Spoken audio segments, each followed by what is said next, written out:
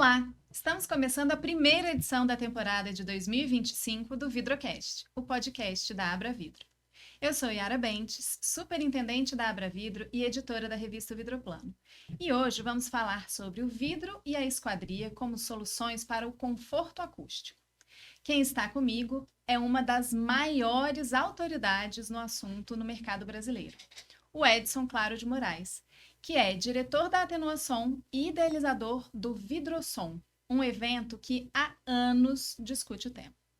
Edson, muito obrigada por estar com a gente hoje aqui no nosso programa. Prazer é meu e o maior é por sua conta, né? Bom, Edson, era para você ter vindo aqui no nosso estúdio em agosto do ano passado, mas você estava de malas prontas para o exterior. Disse que participaria de um evento sobre o tema e que voltaria com novidades. Que evento foi esse e quais as novidades que você trouxe para o mercado brasileiro? Você me pegou, porque foram umas 3, 4 viagens. Então, conta aí o que a sua itinerância no ano passado trouxe. O mais importante foi o de agosto, que foi em Nantes, que foi o Internoise. É uma pena que nós pouco conhecemos sobre esse evento. Esse é o maior evento de acústica arquitetônica do mundo. Vou te dar alguns números. Participaram desse último evento 62 países. É mais que uma Copa do Mundo. 1.800 pessoas, onde se pega, esses foram 4 dias, onde se discute tudo a respeito de desempenho. Tem um dia que é só de vidros, para você ter uma ideia. Olha que É bacana. uma coisa espetacular, sabe? Você vê tecnologia, pesquisas, coisas até que podem não se tornar realidade. E esse ano será no Brasil. Depois de 21 anos, o Brasil conseguiu trazer esse evento. Então esse tem que ir para o calendário da Abra Vidro, hein? Vai ser em agosto, vai ser lá no WTC. E foi bacana, porque, sabe, eu passei por uma saia justa muito grande, sabe? Porque venderam o Brasil. Eu tive um ano antes no Japão para explicar, né? Eu estava como presidente do conselho da Proacústica, né? Sim. E você explicar sobre a violência no Brasil não é fácil. Sim. E esse foi sempre um desafio, é um tema sensível, para né? trazer um evento desse. Imagina esses gringos na 25 de março. Então foi complicado, mas eu acho que eu me saí bem porque São Paulo é uma baita cidade e a violência está em qualquer grande cidade do mundo. Sim, é uma Paris, realidade. Nova York. Se você for lá no South Bronx, você vai ser assaltado. Então, quer dizer, isso ajudou, tá? Mas é uma coisa que infelizmente nos atrapalha. Agora, como condições de recebê-los e fazer, nós temos. Que bom. E fala um pouquinho mais, então, o que a gente vai ter de programação desse evento? Então, esse evento, ele reúne, né, as maiores expertises sobre o assunto no mundo, né? Você vai ter, assim, novidades incríveis. No Japão, eu encontrei 6 brasileiros, talentos nossos, que nós perdemos para o exterior. Eu, por exemplo, perdi um estagiário para a China. Porque o tema dos PhDs, né, esse tema no Brasil, ele é bom. O Brasil forma bons profissionais, mas perdemos eles. Agora, lá em Nantes, na França, nós tínhamos um booster, né, um pequeno stand do Brasil lá para vender, inclusive, o evento que será aqui. Eu devo ter visto, no mínimo, umas 50 brasileiros que trabalham no exterior. Alguns, assim, com soluções, com tecnologia, com desenvolvimentos incríveis. E esse povo todo vai vir. Então é a oportunidade única de você trocar informações, de você aprender e de você expor a sua marca, tanto para o Brasil como para o exterior. Eu acho, para o segmento, é algo inédito. Entendeu? Dá uma visibilidade grande para o tema, né? Muito, porque ele traz outros profissionais de outras áreas. Então, não tem nem um porquê. É o mais importante do segmento. Eu não vejo outro. Que bom. Certeza que vai ser um sucesso. Vai e espero que o vidro esteja lá. É importantíssimo. Agora, tem alguns problemas. É caro, não é tão barato. Para entrar, tem que falar inglês. A não ser esses tradutores que tem hoje em dia aí podem ajudar, né? Porque é a língua oficial do evento, né? Mas dá um jeito. Tudo se dá um jeito, né? E quando o tema interessa, né? Muito bem. Bom, depois a gente aprofunda um pouco mais nessa parte técnica, mas antes eu queria que você explicasse pra gente um pouco da sua história. Como que começou o seu interesse por vidros e esquadrias e, em especial, a aplicação acústica de janelas e portas? Então, Eu morava nos Estados Unidos e essas coincidências da vida, eu fazia entrega. Uma empresa que chamava-se Quiet City, Cidade Silenciosa. Eu entregava aquela janela da guilhotina, uma janela acústica, que funcionava muito bem. E por essas coisas do destino, voltei para o Brasil, né? Fui trabalhar com janelas e vidros. E lembrava desse pessoal de New Jersey, né? E como era tipo uma commodity, o tipo de janela e vidro, eu precisava fazer algo diferente.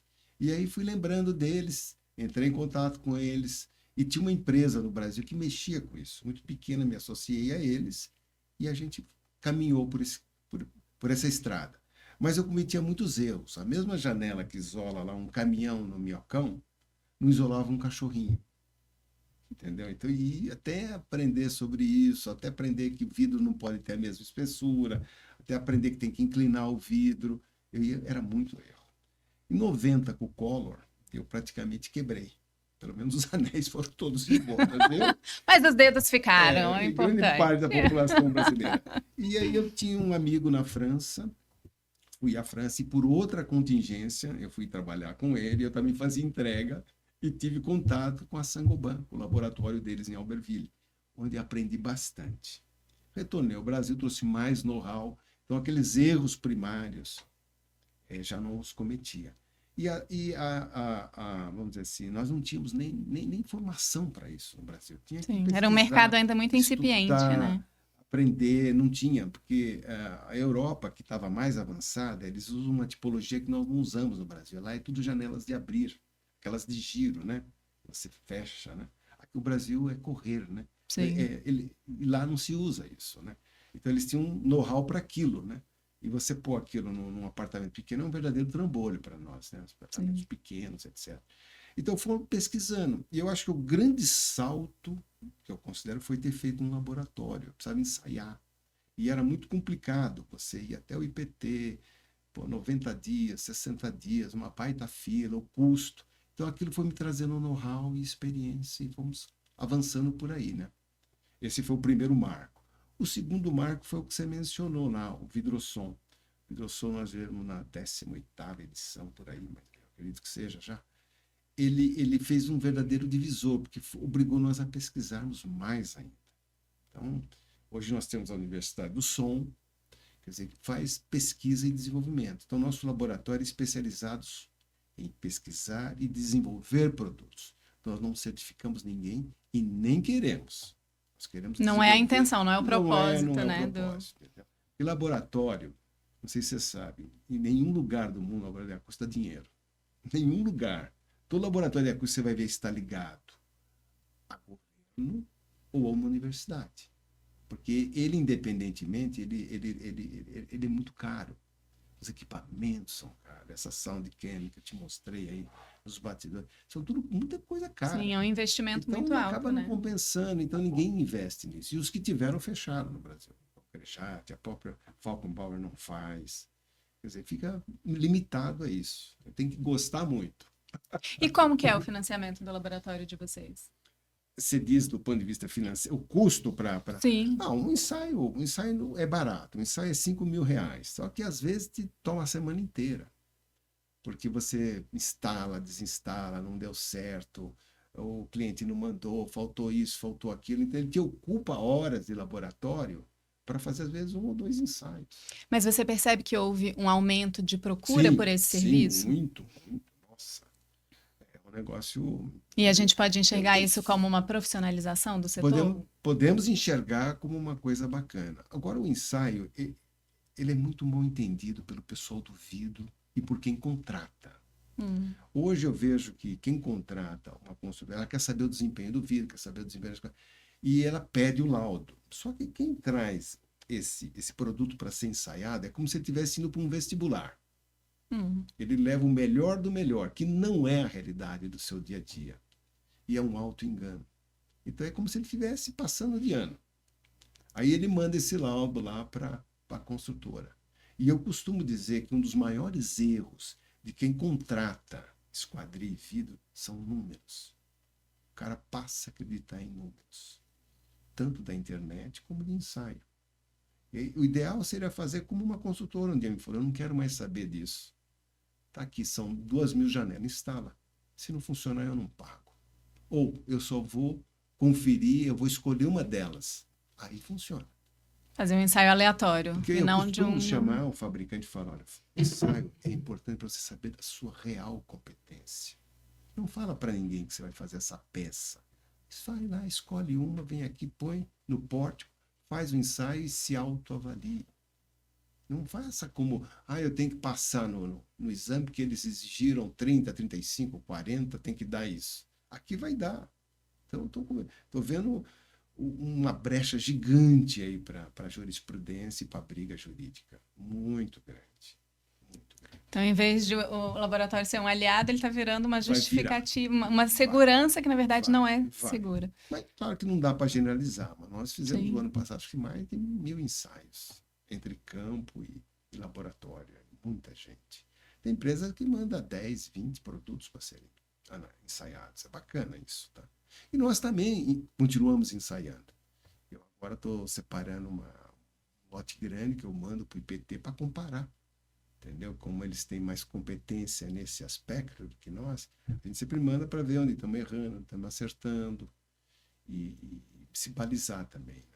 Edson, já que a gente está entrando agora nessa parte mais técnica, vamos primeiro colocar todo mundo na mesma página?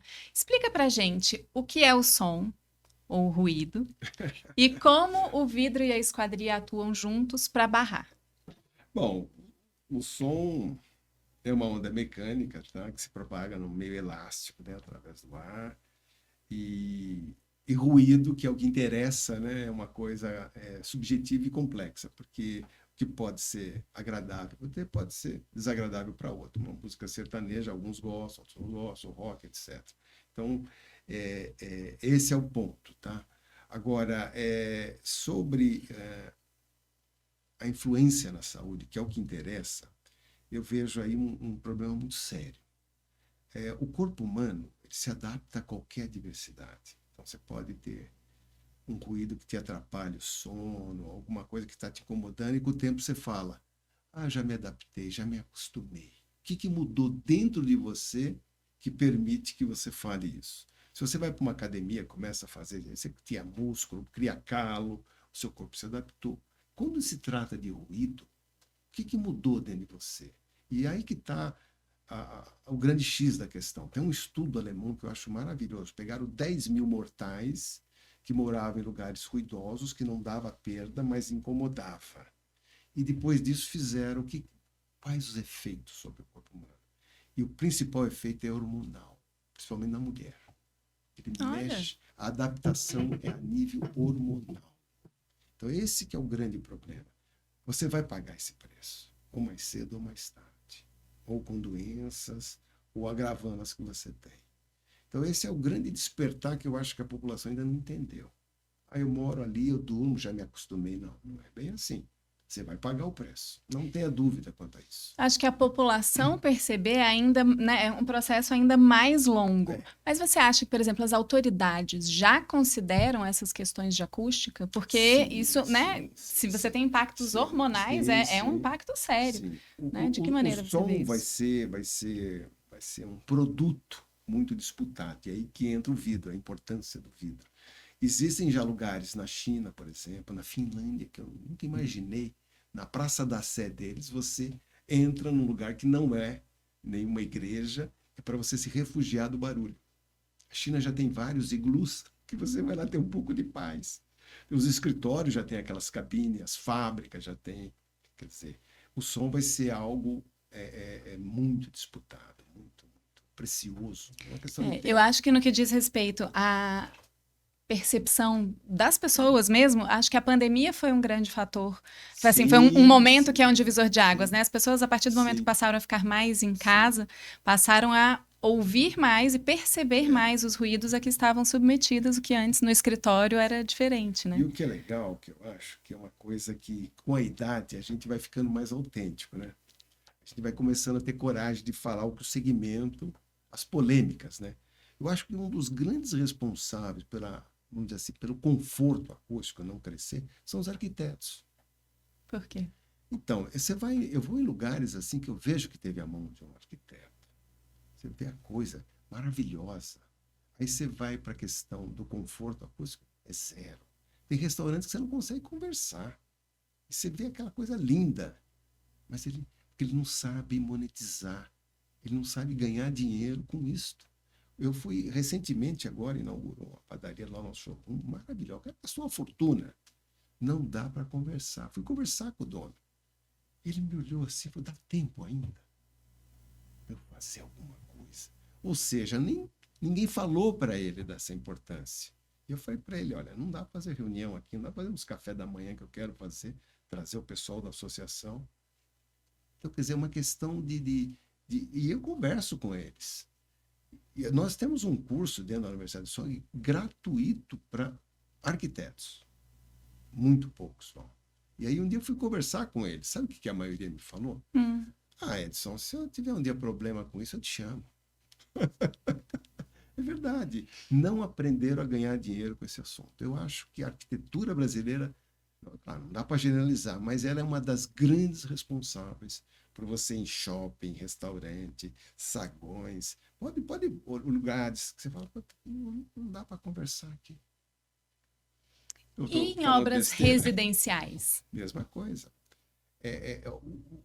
O cúmulo que eu vejo em residencial é óbvio que se nós for falar do nosso assunto, que é vidro, que é a proteção, esse é um absurdo. Mas eu vejo erros assim, lavabo debaixo da escada. Aquilo faz um efeito trombone. Tudo que o cara fizer lá, a sala inteira participa. Eu vejo uns erros que eu falo: meu Deus do céu, como é que pode fazer isso? O cara escuta o xixi do cara do andar de cima. Quer dizer, nós não temos essa cultura. Você aperta a descarga, bum, todo mundo ouve. Quer dizer, nós Então, não é uma temos. preocupação que não existe Não com o existe. tema e acaba gerando uma dificuldade na especificação de soluções que Exatamente. tratem Eu melhor essa acrescentaria o questão. térmico também. Nossas casas são extremamente quentes no verão, extremamente frias no inverno. Não tem essa preocupação.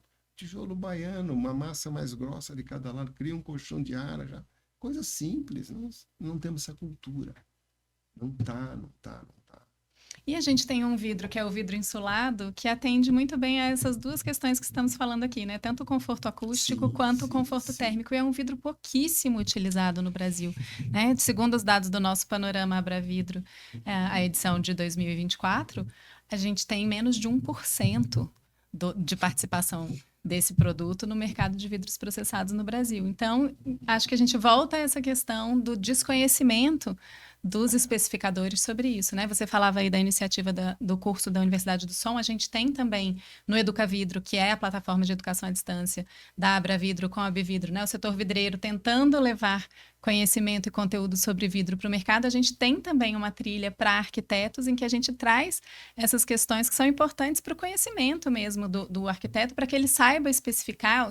Claro, não precisa deixar de recorrer a empresas conhecidas no mercado e referências, como é o caso da Atenuação, mas é importante que eles dominem, que eles se preocupem com essa questão, que eles tratem desse assunto com o cliente na hora que estão projetando, né, as obras que forem. Então, é uma questão que a gente volta sempre para essa questão da educação, né? O consumidor final estar sensibilizado para essas Sim, questões é um pouco mais difícil, a menos quando você está falando ali da alta renda, né? Mas o consumidor sim, comum não está com olhar para isso. Se o especificador também não olha, é ainda mais difícil de inserir essa questão, né? É como eu falei, né? Com a idade a gente vai ficando mais autêntico, né? O vidro insulado é uma vergonha para nós do segmento, e eu me incluo nessa, sabe? E nós estamos perdendo um tempo enorme com isso. Ele é super importante. O Brasil vai ferver. Você vê, nós aumentou 2, 3 graus aí, agora vai aumentar 4. Quer dizer, o uso do ar-condicionado já é uma realidade. Você não acha que eu não comprar nenhum carro que não tenha pelo menos ar-condicionado? Qual que é a diferença disso? Nós estamos acho, com 20% ou 30% já. Já é esperado 70%, 80% na próxima década. 70, 80? Por cento de utilização nas residências Tá. do ar-condicionado. E o vidro insulado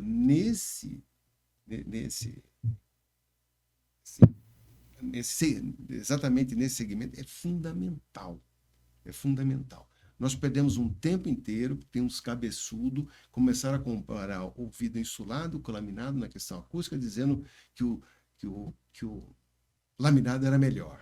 Então, já de cara matou o produto, isso anos anteriores. De cara matou o produto, porque o construtor, ele está pensando sempre no No custo. custo. Ninguém está nem aí, entendeu? A realidade é que já tem estudos a respeito. O Fernando Westphal tem um estudo maravilhoso. O Minha Casa Minha Vida, se você colocar um vidro insulado e for numa região quente, por exemplo, com a economia de ar-condicionado, em 4, 5 anos você paga esse investimento de volta. Quer dizer, é uma questão financeira, é no bolso, ele vai sentir no bolso que isso é importante. Só que o segmento foi por um caminho de ficar brigando um vidro com o outro, quando na realidade os dois se complementam. Se você colocar um laminado dentro de um conjunto do vidro insulado, você tem maiores ganhos. E a questão do custo numa obra total não dá 0,5%.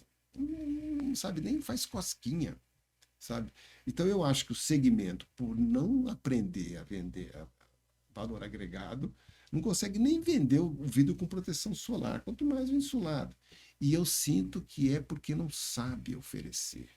É a mesma coisa do conforto, é igualzinho. Por exemplo, pega o PVC. O PVC nasceu para o vidro insulado. Isso foi uma solução incrível no pós-guerra. Vamos fazer um produto e já trouxe tantos benefícios que aquilo o cara sente no bolso. Realmente, se ele botar o PVC com vidro insulado, ele sente na conta isso. Veio para o Brasil. O que aconteceu?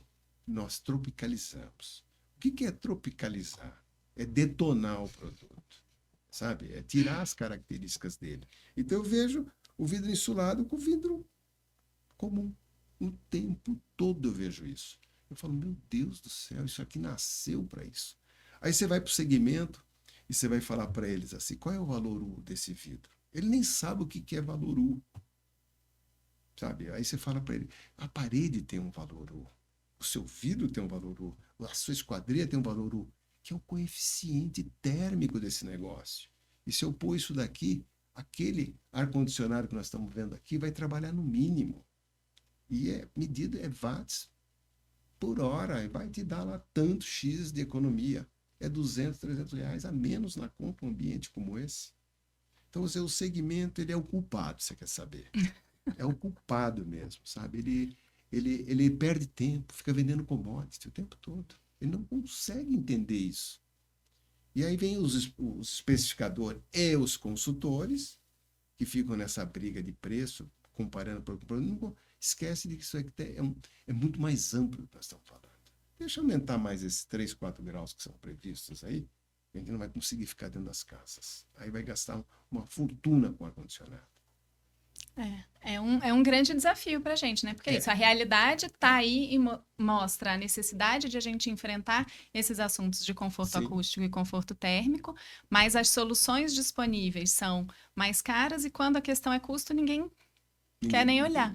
Mas, né, não faz esse exercício de pensar até o retorno do investimento mesmo e tem essa dificuldade de saber especificar e aí a gente fica amarrado, né? Não consegue evoluir com um produto que tem condições de tratar, endereçar esses dois assuntos, né? Tá bom. Bom, quem já assistiu às suas palestras já ouviu você falar sobre 2 conceitos: o da lei de massa e o da lei de massa mole massa. Explica esses conceitos pra gente e como eles se aplicam às janelas e portas de vidro. Então, uma coisa que é importante, Yara, saber é que o mundo dos vidros, ele, para conversar com o mundo das esquadrias, ele precisa de um intérprete. É que nem quando você vai falar, vai mudar para a Europa, os Estados Unidos, para aprender inglês, né? Não é isso? É a mesma coisa. O mundo do vidro não conversa da maneira como se pensa com o mundo dos vidros. Essa é a primeira coisa. Tá? Você precisa entender isso. A principal lei do isolamento acústico é a lei das massas, ou seja, quanto mais peso, melhor. Só que quando você vai para o mundo das esquadrias, dependendo da tipologia e do modelo, do sistema, o mais peso pode piorar. Uma janela de correr dessas que tem no mercado, ela aguenta no máximo 20 quilos por metro quadrado. Não adianta pôr mais. Pouca gente no segmento sabe dessa informação. Aí eu vejo o cara tem uma porta, ele tinha um vidro de 10, ele tira e bota um vidro de 20 por causa da lei das massas. O que acontece? Aquele sistema não foi feito para aquele peso. Pressiona a roldana e aumenta a fresta. Ele piora o desempenho. Tem lugares que a gente pega, especificado por consultores, vidro de 22, põe um de 12 e o resultado melhora. Então, lei das massas, tem que entender. Eu colocaria junto com a lei das massas a lei das frequências. Ou seja, o vidro, ele é um bom isolante por faixa de frequência. Às vezes um vidro mais fino é melhor que um vidro mais grosso. Vou repetir. Se você tiver um parque gráfico, uma tecelagem, não coloque vidros extremamente pesados. Porque a faixa de frequência, o vidro mais leve responde melhor. Então, pouca gente entende disso. Então, eu vejo esses erros, assim, diminui a espessura. Então, lei das massas tem que ser entendida. Pra você ter uma ideia mais clara, é o seguinte, ó, de 0, aqui nós estamos no 0, vamos para o 100. 100 seria o máximo de isolamento. Seria o silêncio absoluto. Isso não existe. É só para a gente de 0 a 100. A gente almejar, ter a referência. 50 é uma parede. Então, ó, de 0 a 100 dB de isolamento. 50 é uma parede, uma boa parede. A janela que você tem na sua casa, provavelmente isole 20, que a maioria das janelas de dormitórios do nosso país tem uns 50 por 1,30, uns 60 por 1,20. E provavelmente o vidro que você deve ter na sua casa é um vidro de 4 milímetros, que também isola 28, entendeu? Quando você põe ele na esquadria, ele cai para 20. Percebeu? Então, o mundo do vidro não conversa bem com esse mundo das esquadrias. Aí você fala, não, mas eu fiz uma baita esquadria bem isolada, agora eu posso aumentar o peso do vidro. Ok, nesse caso até pode. Só que vem aí outros fatores mais complexos. Vem as ressonâncias, vem as frestas, vem a tipologia, a construção, a tal da ponte acústica. Vem se você tem um prédio na frente do outro. Okay? E aí vem coisas, os absurdos que eu vejo, principalmente no setor imobiliário. Vender o último andar como mais caro por ser mais silencioso. É o contrário. Ele é mais barulhento, porque o som sobe. E principalmente se tiver um prédio na frente do... Lembra de um túnel? Você entrou num túnel. Alguém ligou o alto-falante? É o seu próprio carro. Então, quando você tem vários prédios, esse som vai bater e vai subindo. Então, eu estou para fazer uma carta lá para o Cresce, lá para falar para ele, para de falar esses absurdos. Para de dar esse argumento. Que não é verdade, entendeu? Então, essa lei das massas, eu diria que é isso. Precisa entender e depois precisa saber aplicá-la no mundo das esquadrias e depois na fachada, que é o que interessa. A segunda lei que você me perguntou... Massa, mole, massa. Massa, mola, massa. Isso é legal. É aí que entra o insulado, né? O que é isso? É um vidro, né? Você tem depois uma câmara de ar e outra. A câmara de ar faz o papel da mola, faz o amortecimento. Você tem um vidro. Importante que eles não sejam simétricos, tem que ter simetrias diferentes, tá? Para que você não entre em ressonância, tá? Eu costumo dizer, 2 vidros de 4 com uma câmara de ar, é melhor você ter um vidro só. 2 vidros de 4 têm um desempenho pior do que um vidro só. Eles entram em ressonância, tá? Importante também, eu vejo um grande erro, é o térmico. O que é o vidro insulado? O vidro insulado é ar empacotado. Então, dependendo da câmara de ar, se você tiver acima de 18 é o ideal, de 12 a 18 milímetros de distância entre vidros. Sim. Se você tiver mais, você piora o desempenho, porque energia cinética, vem o sol bate no primeiro pano, as moléculas lá dentro se mexem, levam para o segundo pano e aquece o segundo. Então ele tem que ter a câmara certa, tá? É diferente de acústica. Quanto maior a distância, melhor o desempenho. Já no térmico, não. Tem que tomar esse cuidado. Ele tem seus limites. Interessante. Bom, mas não dá, como você estava falando aqui, né, das especificidades e como o setor de vidro e esquadria precisam conversar melhor para entender o que que é o específico de cada um e trazer o melhor resultado, a melhor solução. Não basta instalar uma esquadria robusta e um vidro espesso e insulado para resolver, então, o problema Não. do ruído, né? Vidros com espessuras mais finas são melhores com ruídos agudos? Sim, sim. Principalmente na faixa de 2.500 Hz a 3.000, se você pôr muito grosso, ó, é um fenômeno natural de coincidência, né? Então, mais fino é melhor.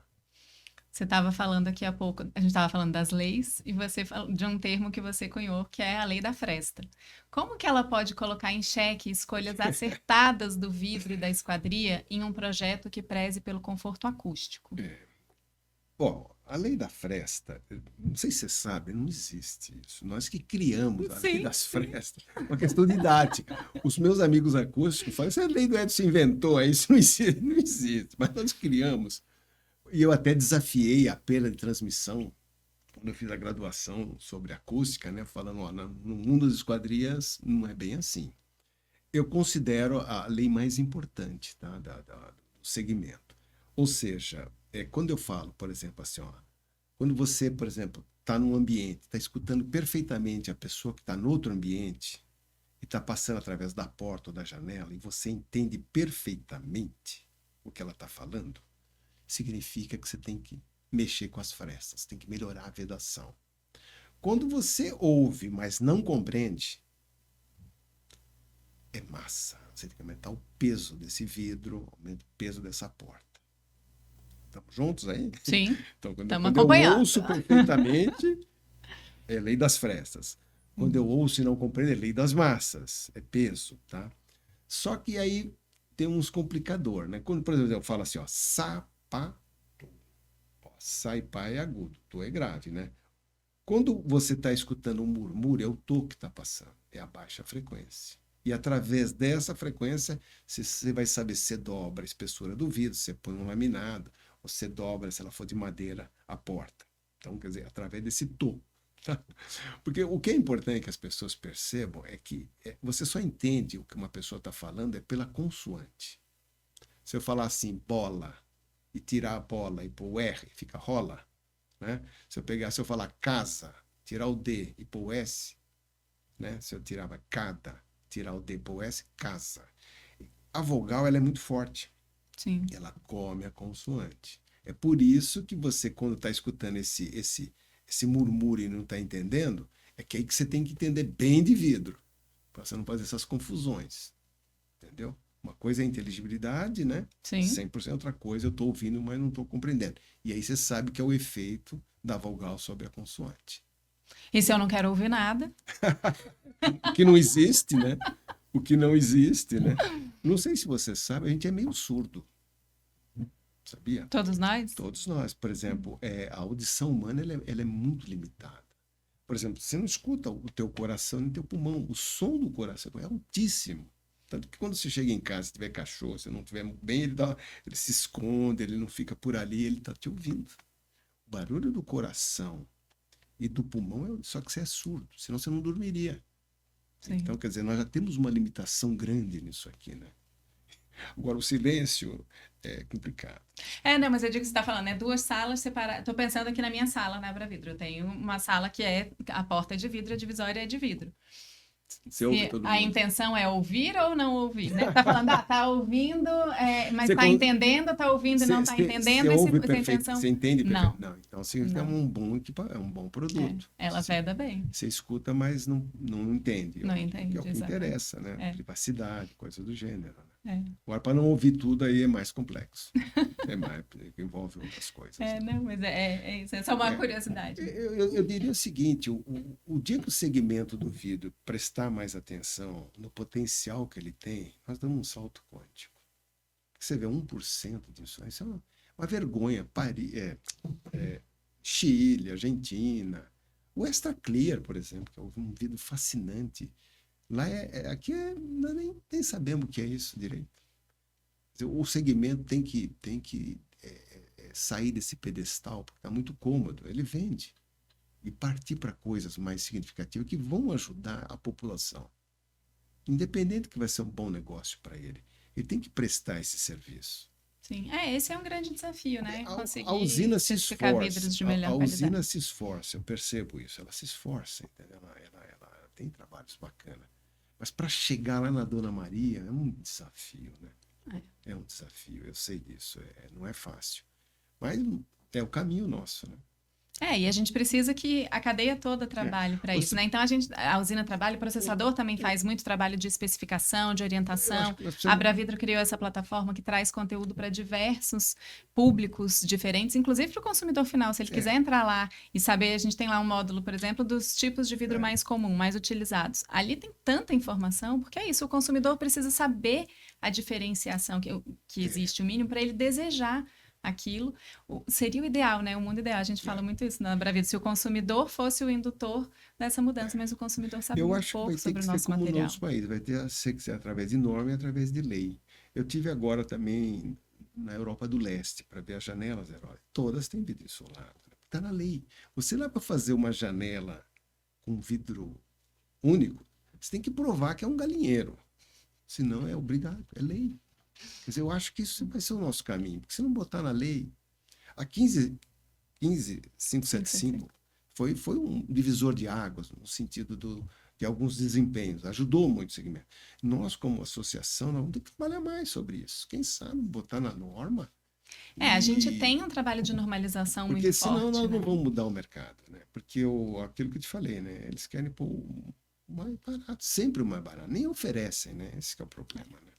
E o pior de tudo que eu sinto, que é tudo aquilo que uma usina que faz um baita produto oferece, ela vai ser garantida por aquele cara que beneficia esse vidro, por aquele cara que faz a esquadria e principalmente por aquele que instala.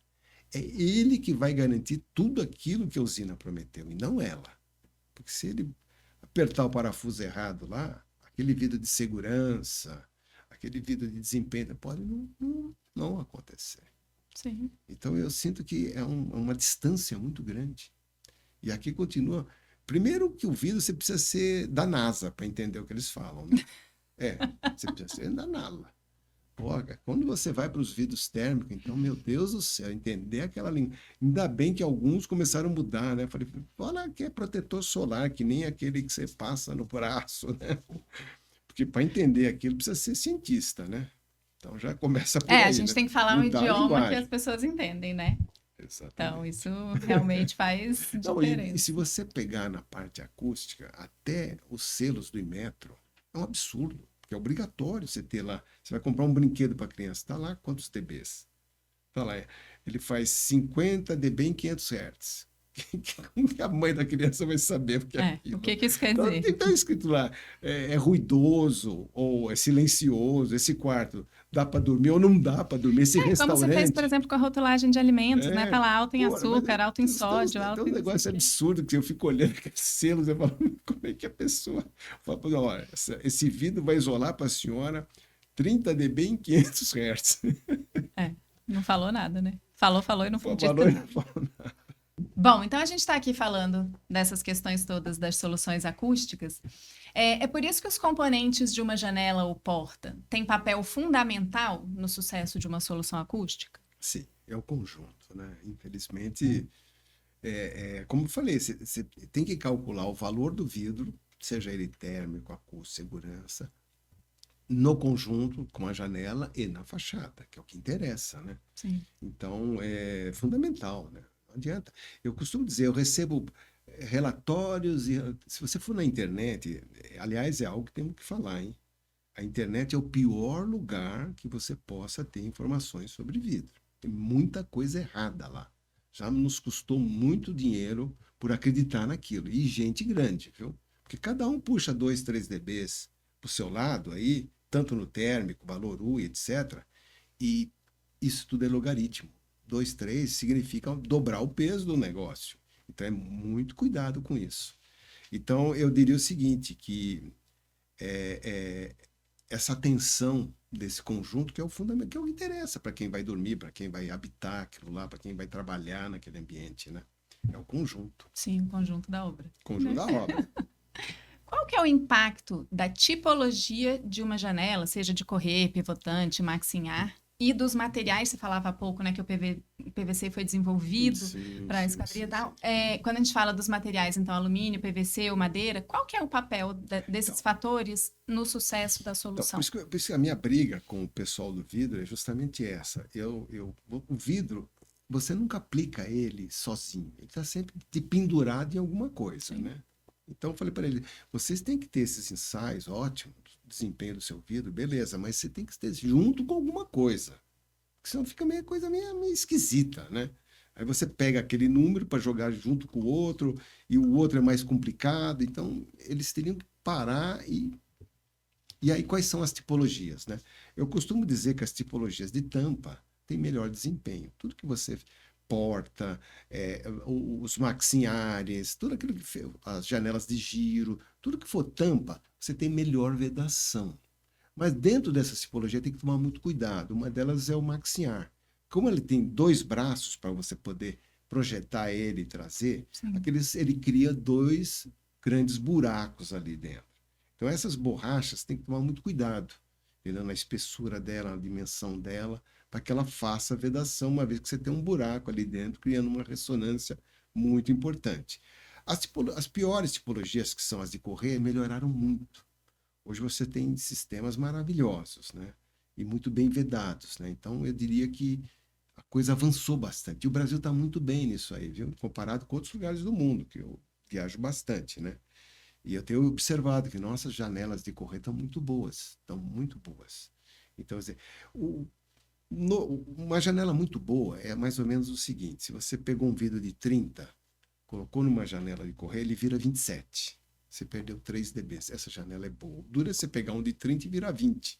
Sim, que é a maioria, né? Mas hoje eu percebo, quando perde 3 dB, significa que essa janela é boa. Quando não perde nada, aí você otimizou o desempenho do vidro junto com essa tipologia. Aí você fez o dever de casa direitinho, né? É isso aí. E quando a gente está falando de soluções acústicas, o vidro insulado é sempre a melhor solução? Olha, eu já quase que arrumei cada briga. Eu digo que sim, e não tenho medo de errar. Pode chamar o pessoal do vidro, pode chamar os consultores, quem for. As vantagens do vidro insulado são tantas. Vamos pensar o seguinte: um vidro laminado versus um vidro insulado, ele tem um ganho melhor na baixa frequência. Mas na alta frequência, o insulado acaba tendo uma certa vantagem. Então, por aí. Se você pensar que o vidro insulado ele preenche melhor o perfil, você tem tem uma espessura maior do que um vidro só, você tem um ganho na hora que você está fazendo as vedações no próprio perfil, né? E depois você tem a questão térmica, entendeu? Depois você ainda tem a questão de combinação de vidros, entendeu? Você pode usar um vidro laminado junto com um vidro monolítico. Sim, que aí você vai potencializando uma série de o vantagens. resultado. Então eu não pensaria duas vezes. Há uns anos atrás, nós assumimos esse desafio de ter um vidro, toda a janela da nossa face só saía se fosse vidro insulado. Eu perdi vários clientes por causa disso, mas durante um bom tempo. Hoje não, porque as coisas mudaram, nós nos adaptamos a outras coisas. Mas eu diria que o vidro insulado é a melhor solução que nós temos. Para cidades como Rio de Janeiro, que o ar quente entra e não sai, o vidro insulado é a melhor solução para eles, entendeu? Então, quer dizer, tem que também tomar um cuidado com essa geografia, né? O Brasil é um continente, né? Sim. Eu costumo, às vezes, eu queria Manaus, eu penso que eu vou levar 4 horas e meia dentro de um avião. Eu falo, meu Deus do céu, como isso aqui é grande. Essas regiões, o vidro São insulado, realidades muito diferentes, né? Se eu converso com um motorista de táxi lá, ele tem ar-condicionado, senão ele não dorme. Quer dizer, e ele gasta 800, 900 reais de conta de energia elétrica. E aí eu fico falando para ele, esse vidro aqui, meu Deus do céu. Eu recentemente peguei um táxi agora, em janeiro, 2 semanas atrás, 3, em Munique, do aeroporto para o hotel. E eu vim conversando com o motorista de táxi, e não sei como surgiu o assunto de acústica, de vidro, e ele tinha acabado de trocar o vidro da casa dele. E eu perguntei, e ele começou a me perguntar sobre lá. Hoje é lei na Alemanha você usar 3 vidros, né? 2 câmaras de ar. Nós estamos falando do vidro insulado dobrado. Nós estamos que nem começamos, Um né? sonho muito distante E para foi nosso interessante mercado. a conversa, porque ele era um imigrante e você via que ele tinha dificuldades, né? Ele me contando, né? E ele me perguntando por que ele deveria usar aquilo, né? Eu falei, o que o vendedor te falou? Ah, ele falou um monte de coisa, mas eu não entendi nada. E qual vidro que você pôs? Eu pus o insulado porque era mais barato. Eu vi, pô, então quer dizer que se não tiver na lei, ele não teria, não comprou mesmo estando na lei, né? Eu falei, por quê? Percebeu? É complexo. Então, quando você Sim. vai para a norma e vai para a lei, a coisa anda. Foi o que aconteceu com a 15575, é um divisor de águas no Brasil. As pessoas passaram. Pouca gente entende que a garantia hoje, ela mudou. Não é mais 5 anos, é enquanto durar a vida útil do seu produto. Você sabia disso? Desde que você faça as manutenções. É como um automóvel. O cara te dá 5 anos de garantia, mas se você não fizer a revisão, você Você perde. perde, sim. Então, o mercado tem que se ater a isso, né? Então, eu vejo que esse vai ser o nosso caminho, viu? Lei, E o que norma. que você acha que são os nossos principais desafios para desenvolver esse mercado do insulado? Porque uma das coisas que a gente fala muito Essa vida, também é viu? um pouco a questão de percepção, né, do mercado, de que vidro insulado é um vidro para mercados frios, Então, né? é Isso complicado, é um viu? mito, né? De que Então, maneiras a gente pode tratar? hoje os países que mais consomem insulado são os países árabes. É muito mais caro você climatizar do que você aquecer. Quer dizer, nós temos exemplos aí, né? Torta à direita, né? Eu acho que o maior responsável é o segmento do vidro. É o beneficiador, é o vidraceiro. Porque o especificador é o vidraceiro, é ele que chega lá para Dona Maria e fala, vamos botar o brindex, vamos pôr não sei o quê, não é isso? É ele que determina a roldana, a maçaneta. Essa que é a realidade. Eu acho que nós somos os burros desse negócio. Por não saber vender. Eu tenho nas palestras da Universidade do Som, nós temos o show de horrores. O show de horrores. Os maiores. Olha, eu posso te afirmar, se erra muito mais no vidro do que no próprio caixilho. Eu tive em Brasília, lá no Alvorada, lá do lado do Alvorada, era Bourbon, agora mudou, uma obra do Rui Otaki maravilhosa. Eles tinham lá uma fachada de vidro gigantesca, o sol de manhã batia naquilo, e na hora do café da manhã, todas as mesas eram afastadas a 1 metro da fachada. Olha só. Na época nós estávamos fazendo a embaixada da Austrália. Eu chamei o gerente, falei assim, puxa, mas isso aqui, ele falou, mas ninguém aguenta ficar, olha, o sol bate nesse vidro e fica um horror. Aí eu falei para eles, e o vidro insular é um vidro duplo, você põe aí, vai acabar o problema teu aí, cara. Bom, passou um tempo, eu voltei. As mesas do café estavam a 2 metros de distância. Ele tinha feito paralela àquela. Uma foi lá um vidraceiro da vida e fez uma parede de vidro paralela àquela com 20 centímetros. Lembra que eu expliquei lá da energia cinética? Piorou. Ou seja, o desconhecimento é tão grande. E aí ele falou, não me fala nesse negócio, eu fiz e não resolveu. Aí eu expliquei para ele, falou, oh, você fica quieto, eu vou ser mandado embora, porque eu que autorizei esse negócio. Então eu vejo isso, ele não se capacita, ele não busca, ele perde dinheiro e atrasa e segura o segmento. Nós estamos aí patinando. Há quantos anos eu falo de vidro insulado? Quantos anos eu venho defendendo essa bandeira? Eu queria juntar os 4, 5 aí, os engenheiros, fazer uma coisa forte. Vamos todo mundo, nós vamos dobrar e vamos levar conforto para as pessoas. Porque a hora que isso vira commodity, o preço cai violentamente. Sim, o Entendeu? preço que pode ser uma barreira hoje, a partir do Ou, momento que você você tem uma populariza a ideia, solução. nesses países, se você pedir um vidro só, sai mais caro do que o vidro insulado. Porque para ele é complicado. Tem que fazer tudo fora. Aí muda a baguete, muda tudo para ele. Sim. Então, quer dizer, é uma questão de tempo. Mas eu não consigo ter adesão que a gente precisa para isso. E eu acho que o papel seria esse: pegar o pessoal e falar, vamos por esse caminho, vamos confiar nisso. quando a gente fala de popularizar soluções, né? Tem uma receita que é perfeita? Esse tipo de esquadria feita de tal material, com determinado tipo de vidro, é assim a que barra boa parte do som e dá para popularizar essa solução? Tem, tem. Se você pegar, por exemplo, que 70% as pessoas que sofrem, né? O grande vilão hoje é o pneu. O pneu é o grande vilão no ruído urbano. Hum, Porque, não sei se você percebeu, a velocidade vem diminuindo. Os carros avançaram muito a tecnologia. Muito, muito, muito. Hoje, se você bobear, você deixa o carro ligado na garagem. O motor hoje já não é, o escapamento já não é. Então é o pneu. Ah, e eu converso com alguns urbanistas no mundo, teve um que vai vir agora, por esse Internose que nós falamos, aí tem reunião até com o Nunes já marcado. Ele defende que tem que baixar a velocidade para 40 km por hora. nossa senhora, O gente. automóvel é o grande inimigo, é o grande poluidor da Hum, poluição sonora. Então, a ideia dele é 40 km por hora, asfalto verde, o que é asfalto verde? Com menor atrito, e pneu também diferente. Então, esse é o grande desafio.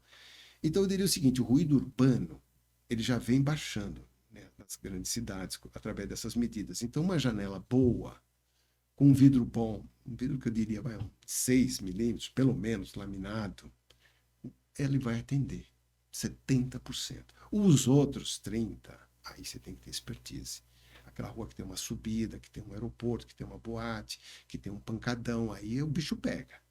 Aí, porque a nossa norma ela foi muito branda. No mundo inteiro, para você chamar uma janela, um vidro de acústica, ele tem que ter o RW, que é o DNA dele, acima de 35.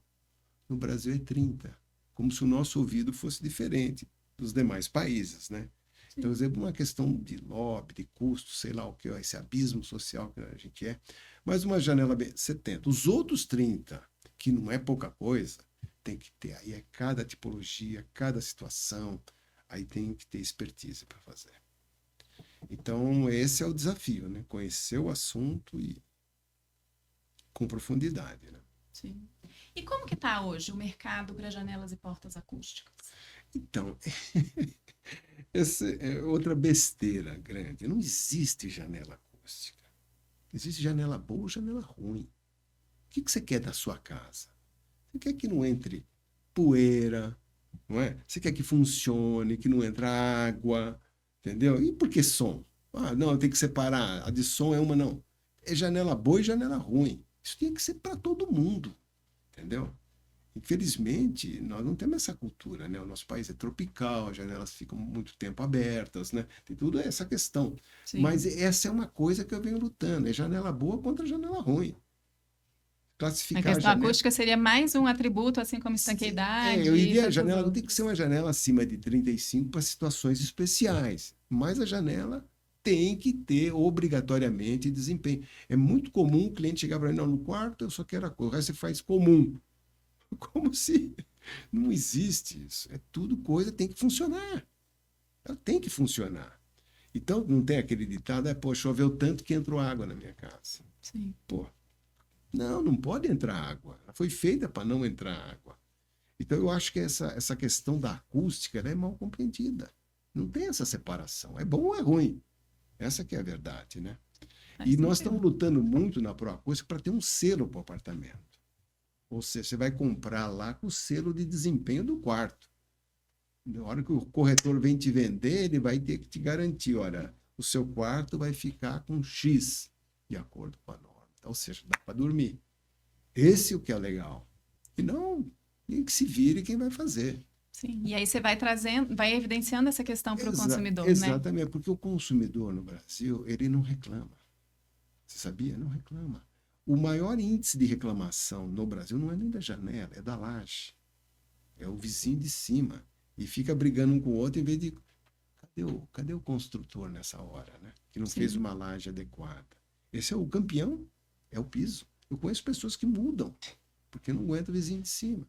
E não tem nada a ver com o vizinho. Tem a ver com quem fez aquilo. Sim, fez mal feito. Então nós ficamos discutindo coisas que, não, tem que ser bom ou ruim. É ruim, você tem que ter consciência. Então eu vou pôr um produto ruim na minha casa. Mas considerando que essa sua provocação, que eu acho super adequada, é isso, não é janela acústica ou não acústica, janela boa, janela Não é ruim. ruim. É isso. Mas considerando que o mercado não é assim hoje, não tem essa leitura ainda, quem que são os principais clientes de soluções acústicas? É o consumidor Olha, final que busca? É o arquiteto? É a construtora? Quem é? olha, vamos lá, essa pergunta é boa. A construtora, no meu entender, que é o mais barato possível. Não importa. Não entrou água, está na norma, é o mais barato possível. Agora, com esses prédios aí de altíssimo luxo, esse pessoal ficou preocupado. Então começou a colocar coisas melhores. Porque antigamente a janela do Singapura era a mesma janela do médio e alto padrão. Sim. Agora que nesses últimos 5 anos que eu vejo as coisas mudando. Então, quer dizer, essa foi a principal mudança. Qual foi a pergunta mesmo? Repete. A pergunta que eu É, fiz é, agora é, sobre é isso, quem que é o principal principal. consumidor dos produtos de acústica? Então, vamos lá.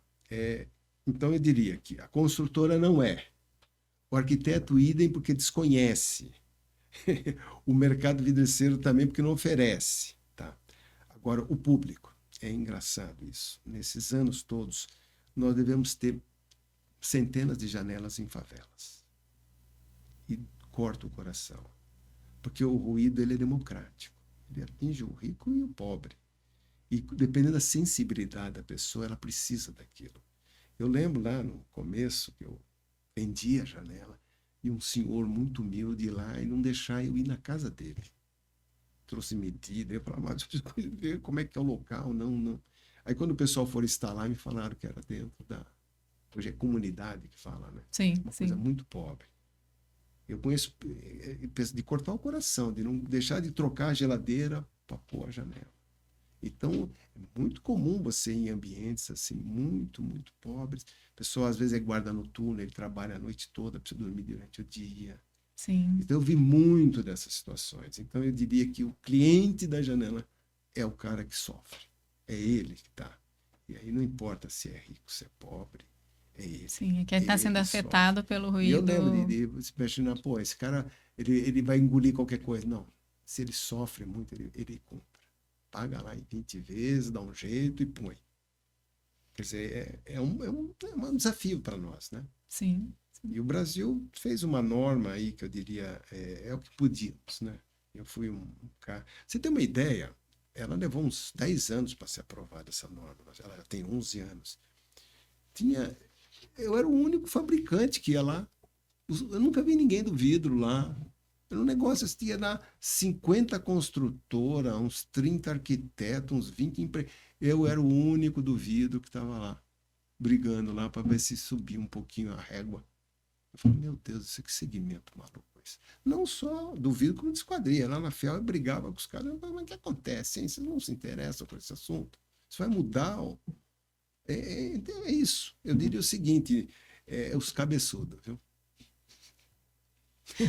E Edson, conta pra gente, como que é o trabalho da atenuação no trabalho de atendimento às demandas específicas? Quando é uma construção próxima a um Poxa, aeroporto, edificações que possam reter o som para não incomodar a vizinhança, perto de uma arena de shows, como que funciona esse olha, trabalho? eu diria que é muito mais paixão do que negócio.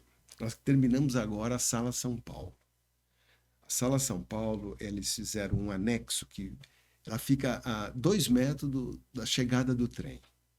O desafio. Você vai ver, você olha pelo vidro as pessoas comprando ali os tickets e entrando no trem. E uma obra do Nelson do Pré, maravilhosa, né? Eu acho linda a Sala São Paulo. É E belíssimo. foi um baita desafio.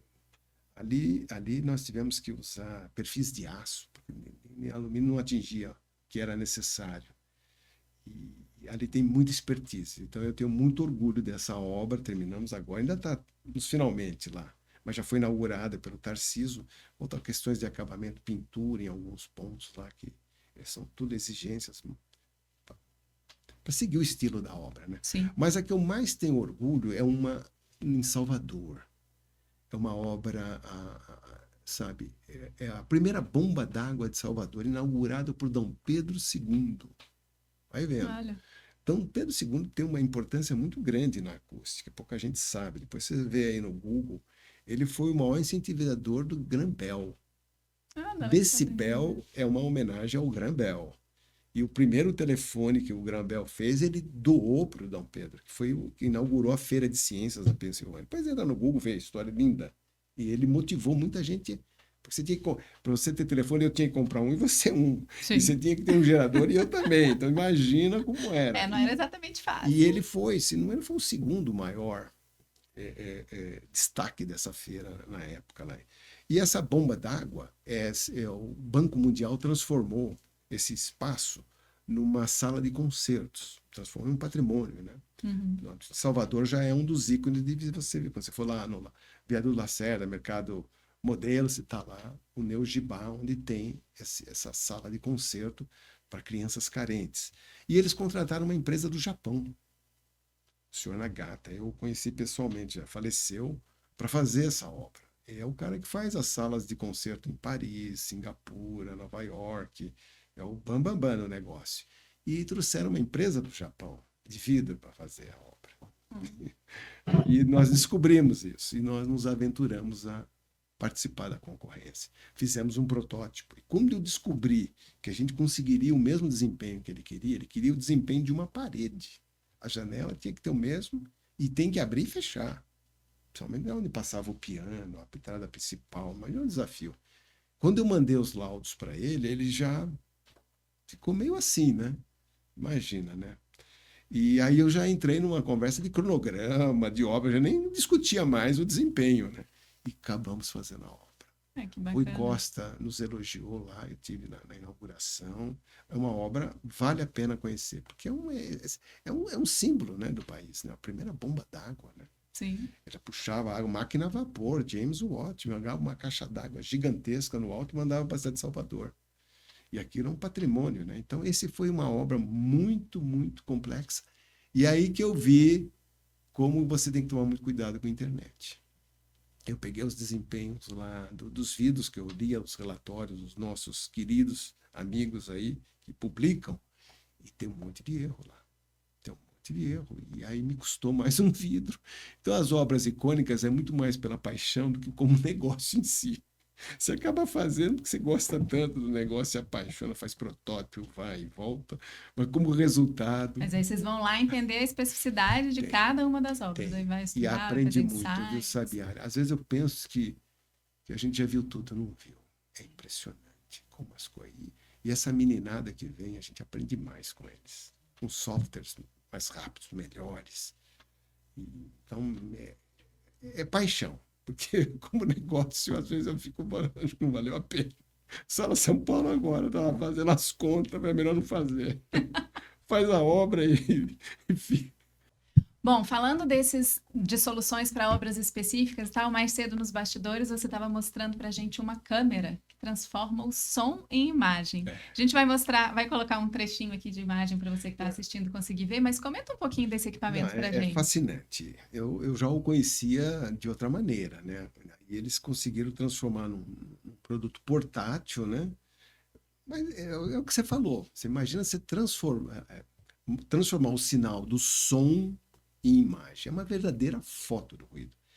Pô, isso traz uma série de desvantagens. Essas obras icônicas aí a gente usa esse equipamento. Por quê? Com ele, você consegue não só identificar os pontos fracos do sistema, como também a frequência que está sendo passada e as interferências que você tem que fazer. Então, se é lei das massas, lei das fressas, lei da frequência, consegue através dessa câmera, porque ela te classifica.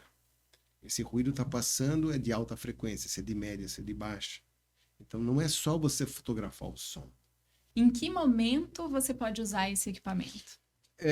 Hoje em dia, nós somos chamados para muitas situações assim de avaliar o produto existente. Então, você faz uma medição e depois você faz as investigações dos seus pontos fracos. Quer dizer, nesse momento que ela é fundamental. Você ganha muito tempo. Eu usava antigamente aquele estetoscópio de médico, eu ficava ali apanhando, né? Hoje não, você liga o equipamento e você tem um relatório. Você um bom tem upgrade, tudo. hein? Nossa, fantástico. É uma coisa, é um investimento, pagando, né? 48 vezes. Mas eu acho que é bacana isso. É um avanço muito grande. Né? Sim. A gente estava falando de negócios, você estava falando aí da paixão, né? Que essas grandes obras faz mais por paixão porque não dá tanto resultado. Vamos entrar aqui um pouco nessa parte. Como foi o ano de 2024 para a Atenuação e o que vocês estão enxergando e projetando para 2025? Foi um ano bom, nós crescemos, acho que 10 ou 15%, não sei exatamente isso, em faturamento, não em resultado. Eu ainda vejo um ano bom, entendeu? Eu gosto muito de economia, sou bem apaixonado por números, assim, de fé, embora fale que o maior erro do segmento é acreditar em números, né? Esse que é o problema. E, e eu acho que vai ser um ano bom, tenho quase certeza. E já 2026 eu acho que não vai ser bom. Eu já acho que nós vamos ter problemas. Os números são ferramentas, né? A São gente precisa ferramentas. saber ler, interpretar e a partir Isso, daqueles eu já números acredito traçar para o segmento nossa como um todo. própria Claro que trajetória, mas são importantes. você é pequeno, então qualquer obra você salva o ano, né? Mas o mercado em geral acho que vai sofrer o ano. Não 25, 26. Então vamos primeiro ter um 25 bom, antes de pensar em 26. Sem dúvida, um ano de cada vez. Edson, agora eu vou mudar completamente de assunto. Tá. Um dos temas que a gente vem querendo trazer aqui para o nosso podcast esse ano é a questão da sucessão. Né? Porque o setor vidreiro é basicamente composto aí de empresas familiares, e esse é um assunto que é recorrente nos setores tanto de vidro quanto de esquadria. A Nicole, sua filha, tem uma atuação muito forte no segmento, né? Ela está na Atenuação, ela é vice-presidente de Economia e Estatística da FEAL, era até para ela estar aqui com a gente hoje, mas tivemos aí um conflito de agendas. Foi você o responsável por aproximar a Nicole e colocar ela para atuar no mercado? Essa é uma pergunta boa, viu? Há uns anos atrás, eu sentei com ela, ela fez intercâmbio na Suécia, tinha acabado de voltar, ficou uns anos comigo, e um dia eu sentei com ela e fiz a seguinte pergunta: você está aqui por mim ou por você? E ela falou meio a meio, 50% por mim, 50% por você.